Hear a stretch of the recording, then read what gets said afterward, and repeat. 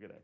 So let me move your negative side because I don't like a negative in front of my equation. That's why I'm going to move this negative part to the right-hand side. Is that okay?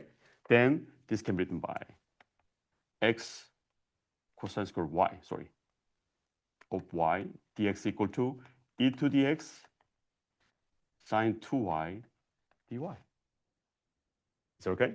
Then divide by e to the x on both sides and divide by cosine squared y on both sides. Okay? It looks crazy, but you can do it. Okay? It will be a little bit complicated integral in there, but you can do it. Okay? X over e to the x, or we can rewrite this one as x times e to the power minus x dx. Am I right? Is equal to sine 2y over cosine squared y dy. It looks crazy, but we are sure that it's separable. Is it okay? Then we will take the integral on both sides, okay? But look at your right-hand side. Do you remember like any idea or like sense about like what we have to do on your right-hand side? Exactly, we will do it. Okay, before doing that, guys, keep that in mind. Whenever you have sine 2y and cosine y, which means like a different function inside of a cosine sine function, it's not such a good idea. Okay, that's why we should use the double angle theorem. Sine 2x is equal to 2 sine y cosine y. Did I say x? No, y. Okay, that's it. Okay, then we can simplify a little bit more. Then, yes, your left-hand side integration by part, the right-hand side a little bit simplified. And because like we cancel out cosine y, one of them, the right-hand side is 2 sine y over cosine y dy. But we will take the integral on both sides first, like separately. On your left-hand side, as you answer me, we're going to do integration by part, okay? So let's do it. Here we go. Let's say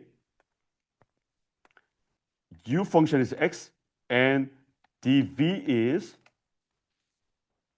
e to the power minus x dx, right?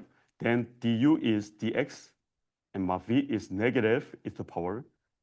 Then by the integration by part, it is uv x times negative e to the power minus x minus integral v du like that way. Okay, let's do it. Okay, it is minus x e to the power minus x plus minus e to the power minus x. And what happened on your right-hand side? I will show you how we can derive it, okay? So let's say substitution, your cosine y is u, which is denominator, okay? Then du is minus sine y dy, right? Which means minus du is sine y dy. I'm talking about sine y dy, which is minus du. 2 integral 1 over u and minus du, right? Which is negative 2 ln u. Am I doing right? So since your u was cosine y, minus 2 ln cosine of y. We are almost there.